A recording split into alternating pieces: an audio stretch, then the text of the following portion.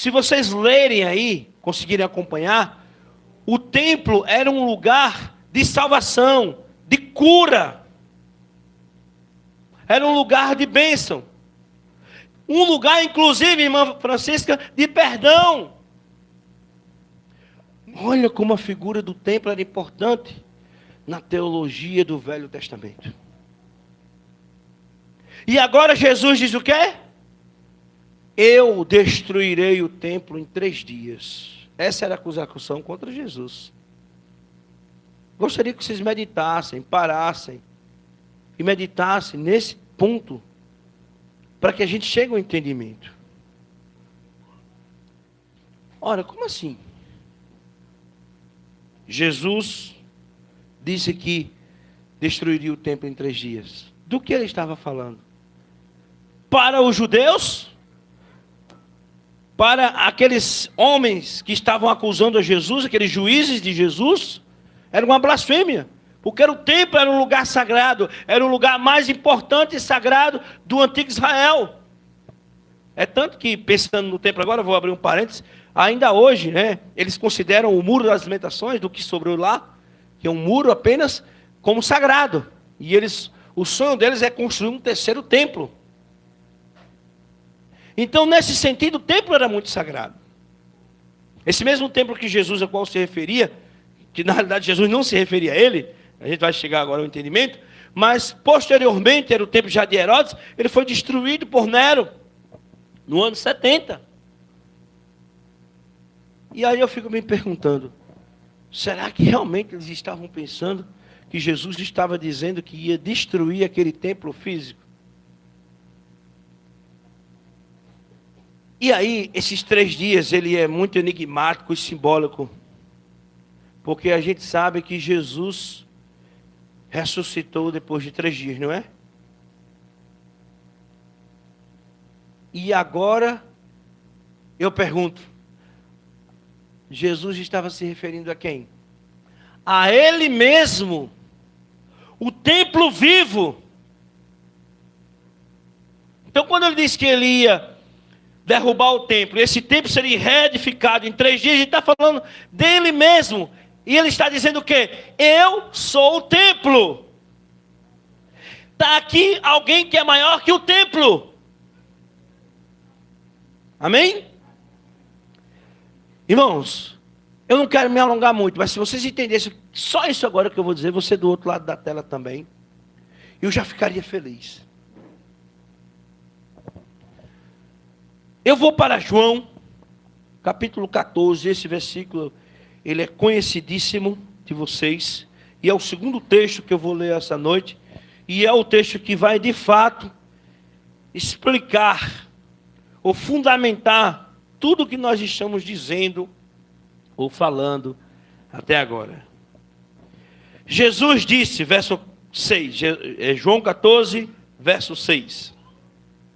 João 14, verso 6. Diz assim: eu sou o caminho, a verdade e a vida.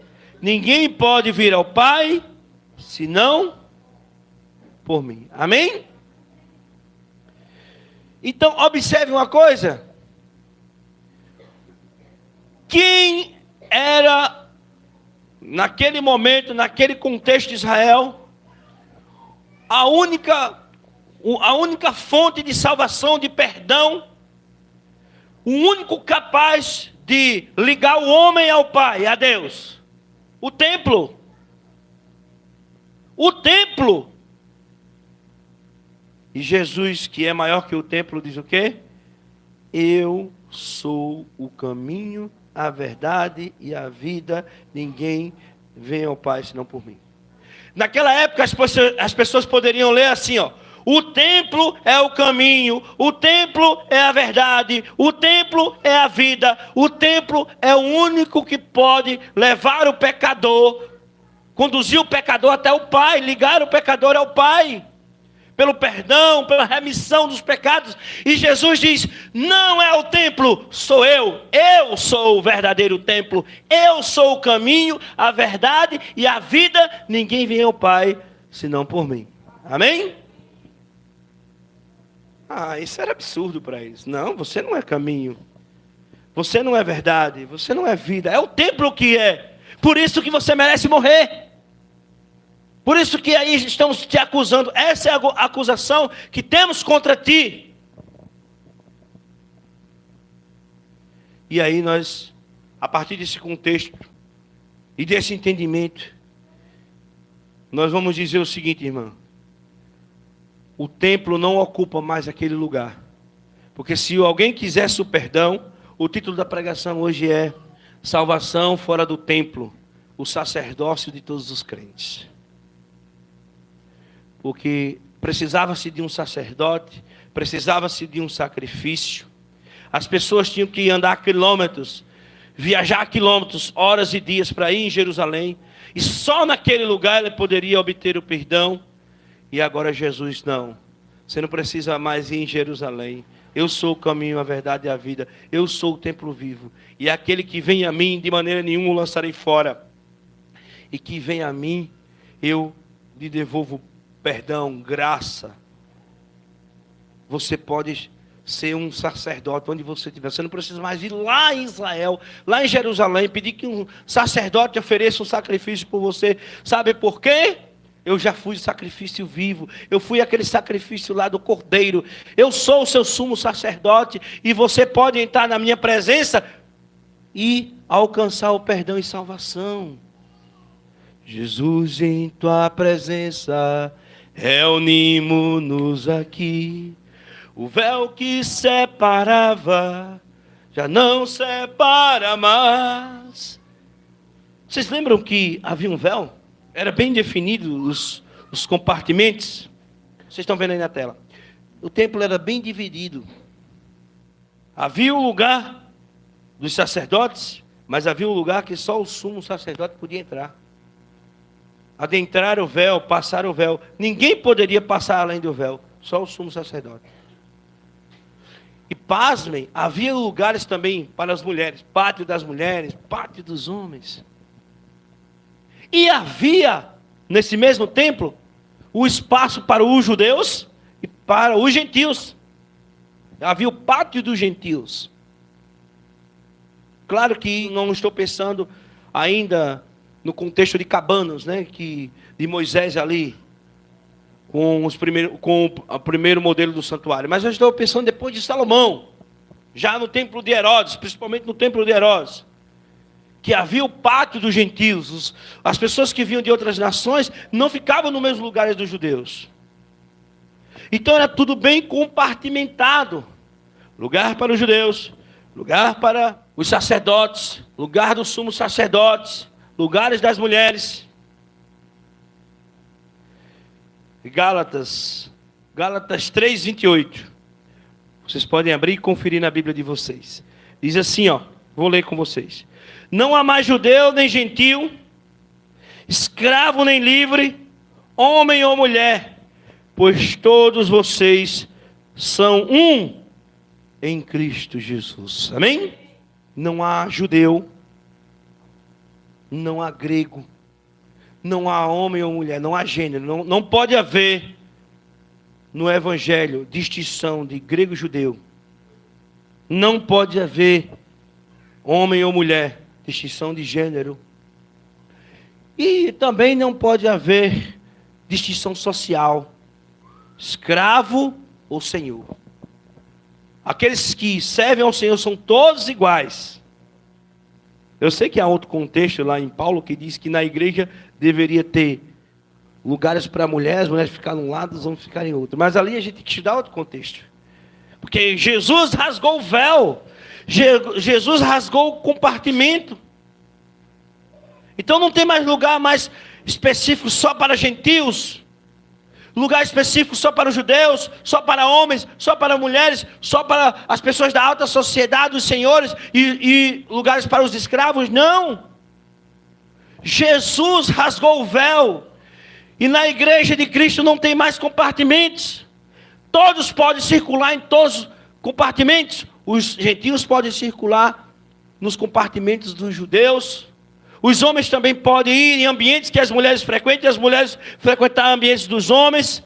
E aí, pensando hoje em dia, Jesus está dizendo até em questão de trabalho também, cargos que antes não eram ocupados por mulheres, hoje também são ocupados. E na igreja de Deus, os cargos também são dessa maneira. Então não há mais divisão. E a gente vê lá em Coríntios depois, numa Santa Ceia, né? As pessoas iam se reunindo lá, e uns se reunindo em mesas bem fartas, e deixando uns outros irmãos em Corinto mais pobres, em outro local, em outra localidade. E Paulo critica isso, diz, vocês são um só, vocês são o corpo de Cristo, não pode dividir o corpo de Cristo. E aqui em Gálatas diz, vocês são um.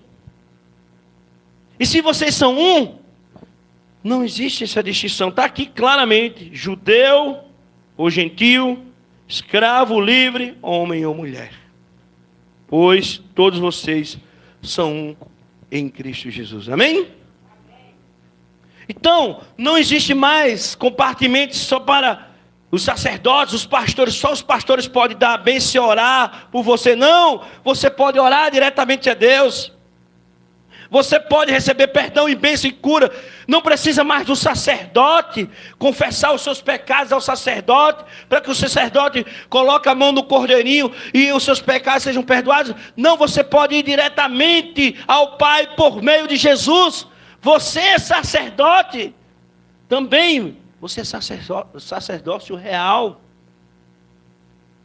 Você pode entrar o véu. Antes, aquele lugar que só era ocupado pelo sumo sacerdote, hoje pode ser ocupado por você. Você pode entrar diretamente no Santíssimo, entrar na presença do Pai. Jesus, em tua presença, reunimos-nos aqui.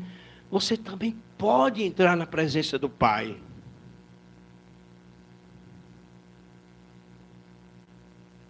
Pelo Filho.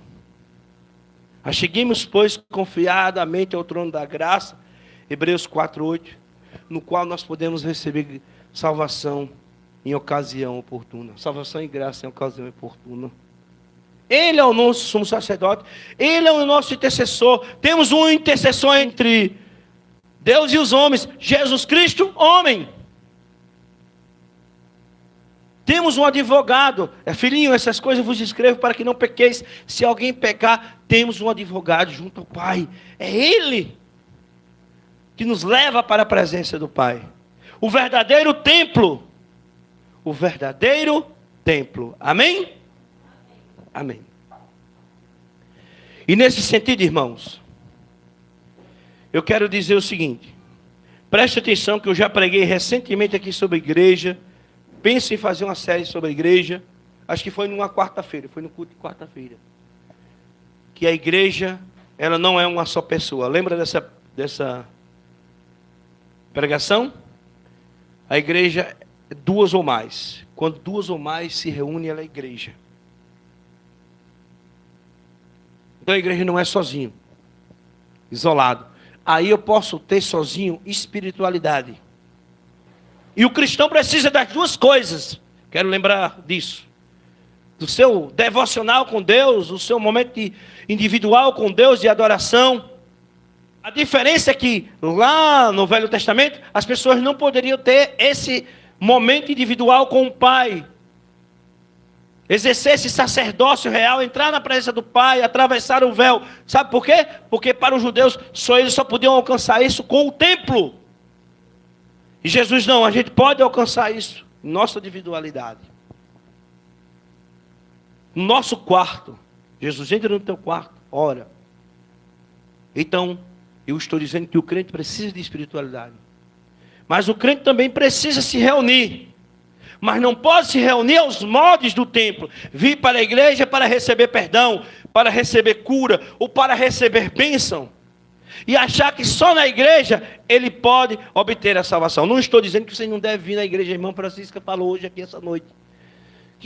Que o inimigo não quis colocar coisa na cabeça dela para ela não vir. Mas ela veio porque ela precisava. E eu vou relembrar de novo essa frase que eu citei numa pregação. Mas a irmã Francisca me motiva a lembrar de novo. No hospital, Ana Bezerra, 1982. Momento oportuno. Data histórica. Nasce o pastor Gilvan. No 28 de novembro. Isso, no Hospital Ana Bezerra. Esse mesmo hospital que um dia, ao ser inaugurado, o grande idealizador dele, um dos políticos da região na época, disse o seguinte na inauguração: por infelicidade, as pessoas procuram essa casa, mas graças a Deus, por felicidade, as pessoas a encontram. Amém? Talvez a irmã Francisca veio até aqui por um momento infeliz de sua vida e triste. Mas graças a Deus que está aqui, porque a igreja é como um hospital, está para medicar. A igreja é como uma oficina, ela está para consertar. Então nós necessitamos da igreja, e nós necessitamos da comunhão, porque eu preguei recentemente, fora da comunhão a gente morre. Precisamos uns dos outros, ninguém é uma ilha.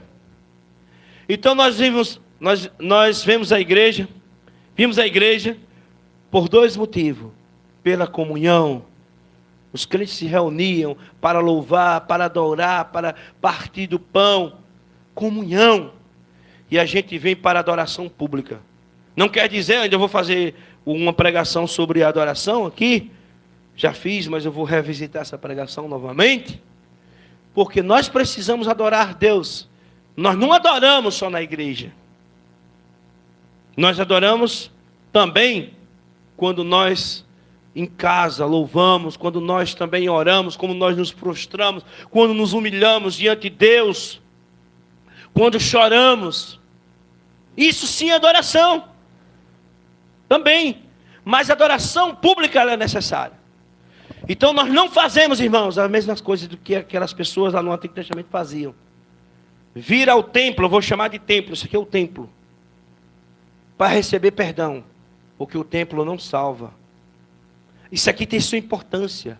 Como eu já disse, é um lugar de reunião, é um lugar de cultuar a Deus, de adorar, é um lugar de comunhão. Mas nós não podemos pensar, e pasmem, infelizmente, muita gente hoje ainda tem o templo como aquele pessoal da época. É esse templo que vai salvar as pessoas. Estar aqui. Como se o culto, a igreja resumisse a esse momento a uma hora de programação, enquanto a igreja ela continua sendo igreja todos os dias da semana, amém? Porque você é igreja todos os dias, ou você só é igreja no culto? Eu sou igreja, eu sou casa. Por que eu sou casa? Porque eu tenho Jesus, o verdadeiro templo, que habita em mim. E como casa de Deus, morada de Deus, então, o que é que acontece?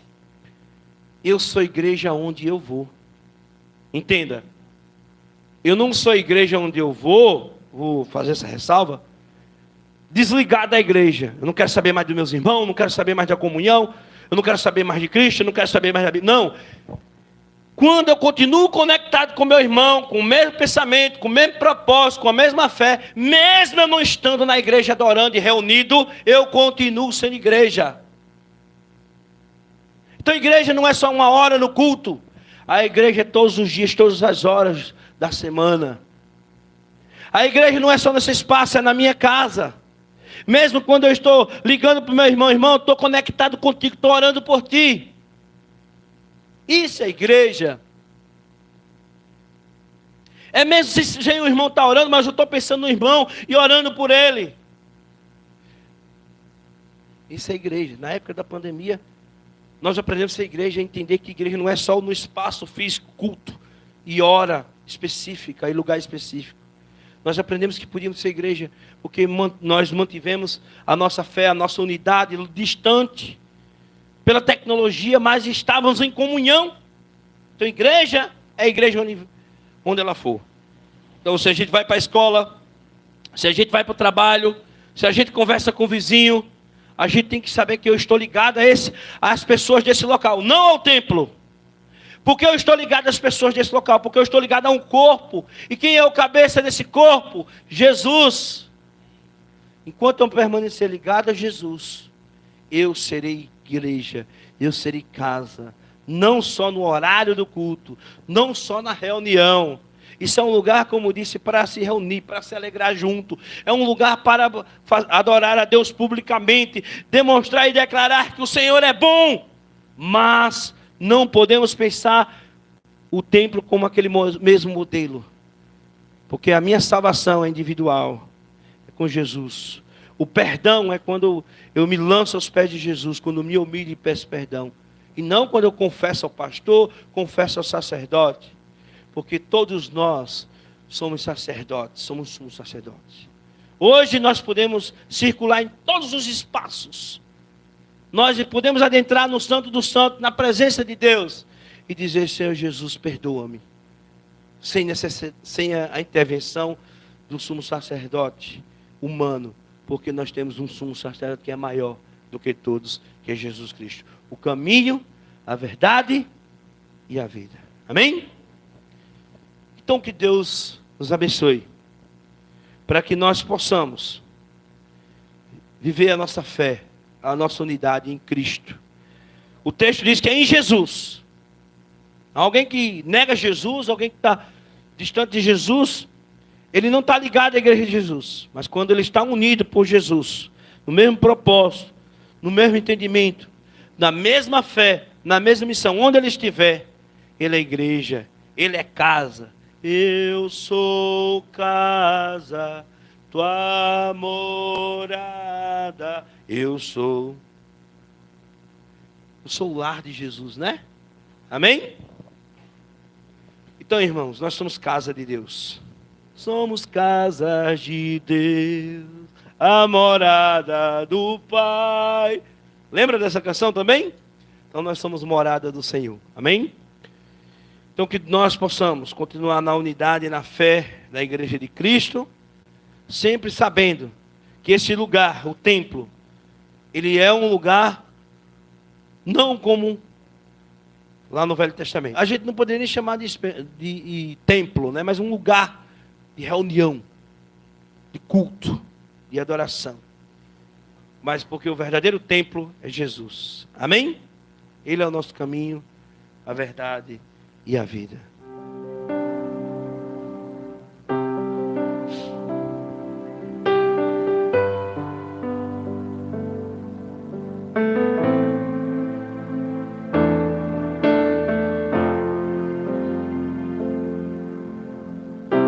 Caminhos que ao homem parecem retos,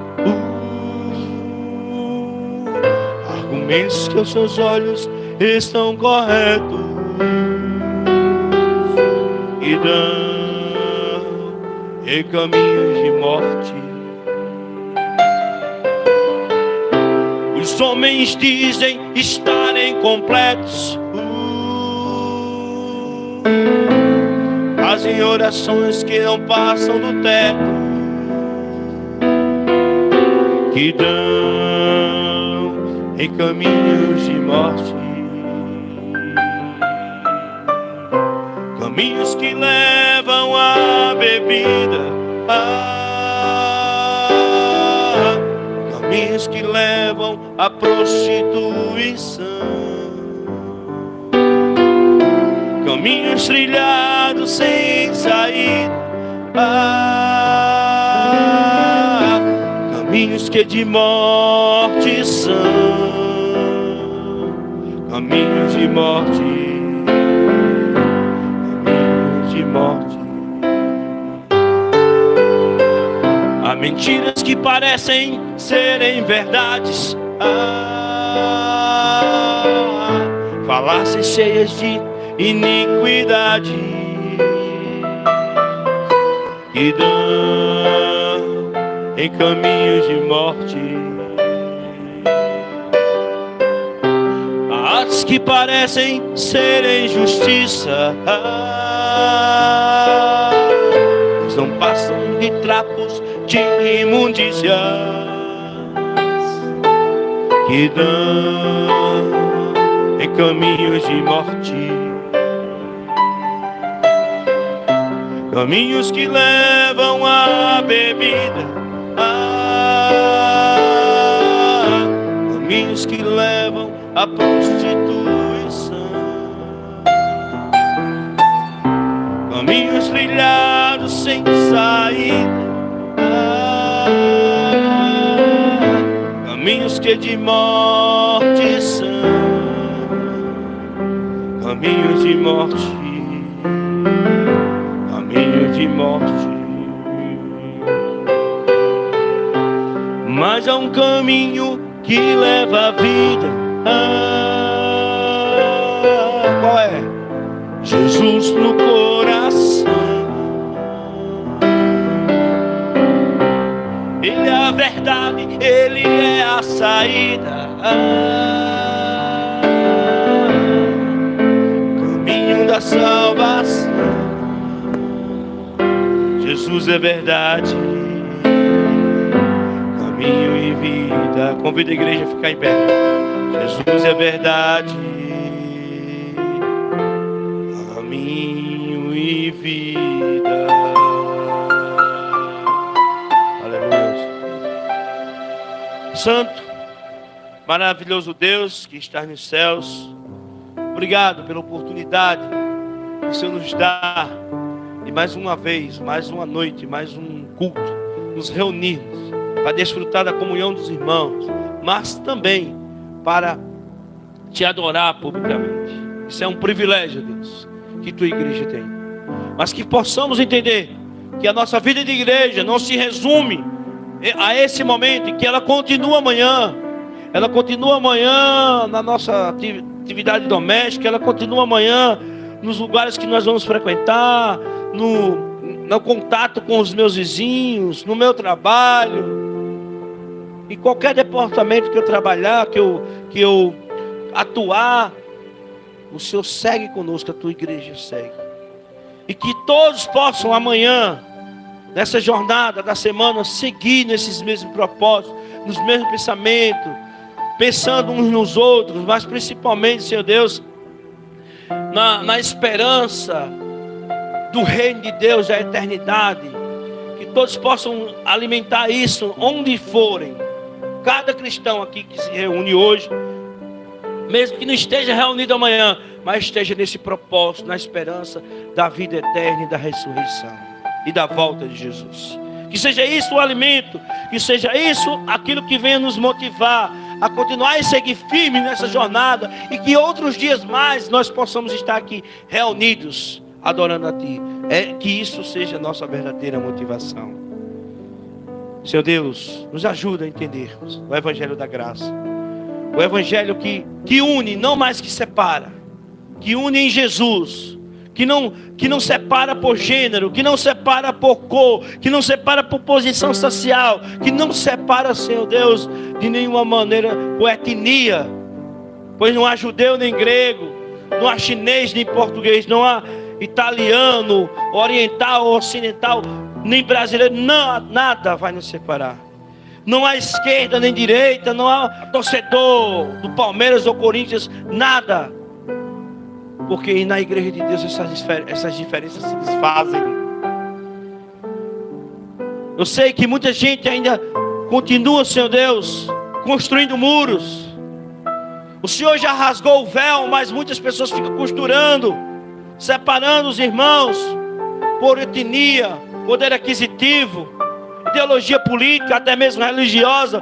Mas nos ajuda, Senhor Deus, a viver um verdadeiro evangelho. O Evangelho da graça, o Evangelho de Cristo, a Cristo que nos une e que rasga o véu e que joga fora todas essas diferenças e que nos permite viver a verdadeira comunhão da igreja de Cristo, independente das diferenças. É isso que nós oramos, Senhor, em nome de Jesus. Amém.